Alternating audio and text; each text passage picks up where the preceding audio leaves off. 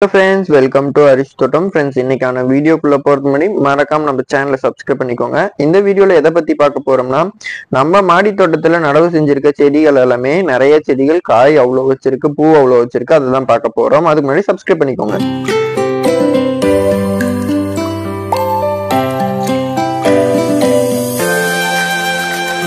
ஒரு சில செடியில நம்ம சப்ஸ்கிரைபர்ஸ் எவ்வளோ பூக்குது, எப்படி காய்க்குது, எப்படி ஃப்ரூட்டிங் இருக்கும்னு சொல்லிட்டு கேட்டுட்டு இருந்தீங்க.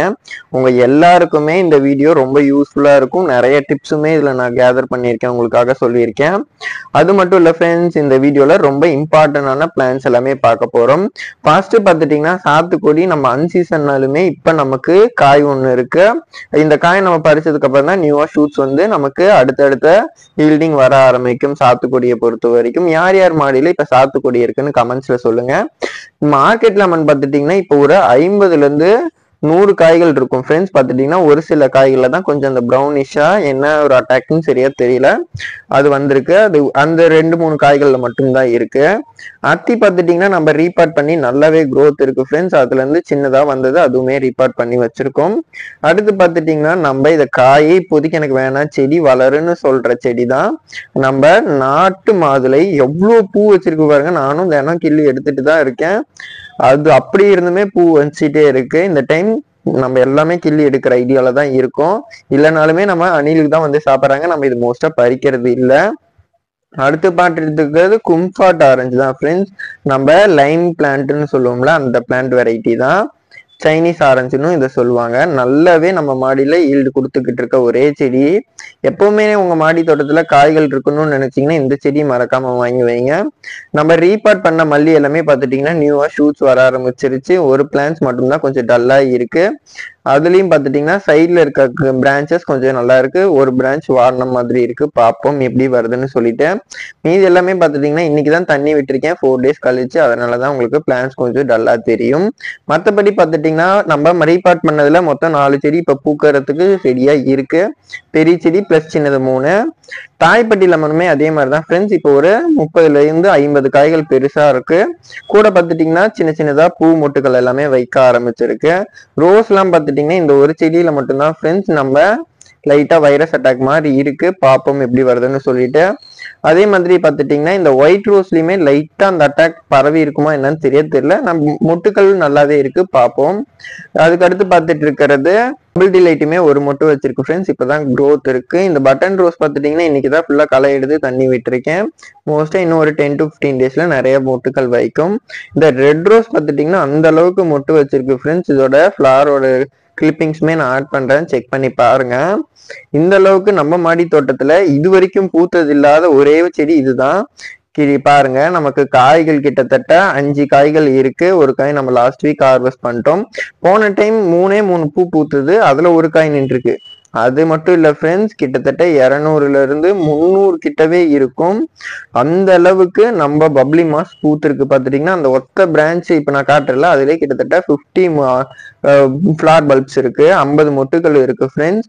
அது பார்த்துட்டீங்கன்னா நான் உட்காந்து அந்த இதுல மட்டும் கவுண்ட் பண்ண, அந்த சைடுமே நல்லா புஷியா இருக்கு. அது பாருங்க எவ்வளோ எல்லா இடத்துலயுமே அந்த அளவுக்கு பூக்கள் வச்சுக்கிட்டே இருக்கு. நிறைய பேர் உங்க வீடியோல மட்டும்தான் ப்ரோ நான் இவ்வளோ பாக்குறேன்னு சொல்றீங்க. நம்மளும் ரெகுலரா 30 to மினிமம் பார்த்துட்டீங்கன்னா 15 days to 30 days ஏதாவது ஒரு ஃபெர்டிலைசர்ஸ் கொடுத்துக்கிட்டே இருக்கும். அதனாலதான் இந்த அளவுக்கு ரிசல்ட்ஸ் வருது.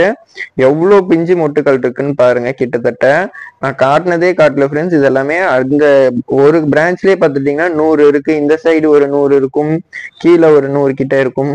அதனாலதான் நான் 200ல இருந்து 300 மொட்டுக்கள்னு சொல்றேன். எல்லாமே காயானுச்சுன்னா நம்ம எலுமிச்சை பழத்தை விட கொஞ்சம் தான் பெருசா நம்ம ஹார்வெஸ்ட் பண்ற மாதிரி இருக்கும். ஏன்னு பார்த்துட்டீங்கன்னா இந்த செடி ரொம்ப குட்டி செடி. அது மட்டும் இல்லாம 7 காய்களுக்கே நமக்கு 1.5 கிலோல இருந்து 1 கிலோ 200 கிராம் அளவுக்கு தான் நமக்கு ஹார்வெஸ்ட் வந்துட்டு இருக்கு. இது எல்லாமே எல்லாம் விட்டோம்னா நம்ம எலுமிச்சை பழம் இல்ல சாத்துக்குடி சைஸ்ல தான் நம்ம பறிக்க முடியும். பார்ப்போம். இது எல்லாமே நம்ம ப்ளூம் ஆகட்டும், எது நிக்குதோ அதை தரமானதா விட்டுட்டு நம்ம ஹார்வெஸ்ட் பண்ணிக்கலாம். இந்த பழம் பார்த்துட்டீங்கன்னா இந்த வீக் ஹார்வெஸ்ட் பண்ணிக்கலாம். எப்படி பார்த்தாலும் ஒரு கிலோக்கு மேலதான் வரும்னு நினைக்கிறேன். அது ஹார்வெஸ்ட் பண்றப்ப உங்களுக்கு வீடியோ கொடுக்குறேன் ஃப்ரெண்ட்ஸ். பார்த்தீங்கனாலே உங்களுக்கு தெரியும். நிறைய பேர் இந்த அளவுக்கு எங்களுக்கு வர மாட்டேங்குது, வாங்கி வச்சாலுமே வர மாட்டேங்குதுன்னு சொல்றீங்க.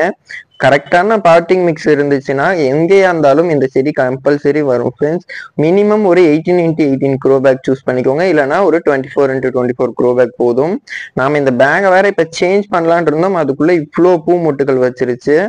எல்லா காயுமே பறிச்சுட்டு பூக்காத டைம்ல தான் நீங்க மாத்தணும், அப்பதான் உங்களுக்கு பிளான்ட்டோட growth நல்லா இருக்கும்.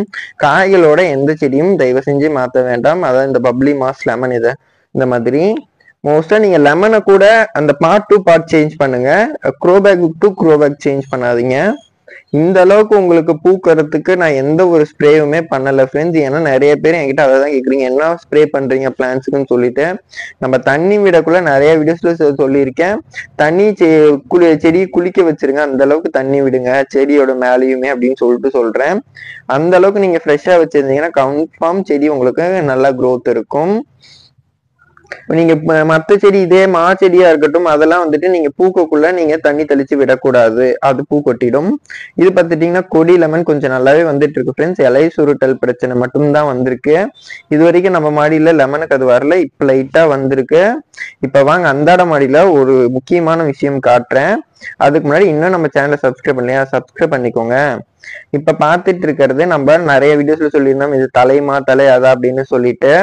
அதாவது ரெட் ஐவரி தான், கிட்டத்தட்ட 4 புது ஷூட்ஸ் வந்திருக்கு பாருங்க. 1 2 3 கீழே 1 4 ஷூட்ஸ் எடுத்து நல்லாவே இதுவுமே நம்ம மாடிக்கு செட் ஆயிட்டேன்னு சொல்லிட்டு காட்டியிருக்கு இந்த ரெட் ஐவரியும். பனானா மேங்கோ பார்த்துட்டீங்கன்னா ஃபர்ஸ்ட் லைட்டா growth இருந்தது, அப்புறம் அப்படியே சன் growth மாதிரி இருந்தது. இப்பதான் மேல எல்லா பிரான்ச்சஸ்லயும் நியூவா தலையிற ஷூட்ஸ் ஸ்டார்ட் ஆகியிருக்கு, பார்ப்போம் எப்படி வருதுன்னு சொல்லிட்டு. இப்பதான் நம்ம ரீபார்ட் பண்ணி கிட்டத்தட்ட ஒரு 1 to 2 வீக்ஸ்க்குள்ள இருக்கும் இந்த செடி. அதாவது நம்ம மியாசாகி தான், மோஸ்டா இன்னும் ஒரு 30 டேஸ் இருக்கும். ஏன்னா இந்த மாதிரி மேங்கோ பிளான்ஸை சடனா நம்ம ரீபார்ட் பண்ணக்குள்ள கிட்டத்தட்ட 45 டேஸ் வரைக்கும் இருக்கும் நியூ ஷூட்ஸ் வர்றதுக்கு. அமெரிக்கன் ரெட் பால்மர் பார்த்துட்டீங்கன்னா அதே மாதிரி நம்ம வாங்கி வச்சு கிட்டத்தட்ட 1 monthsலயே நல்ல ஒரு growth காட்டிடுச்சு.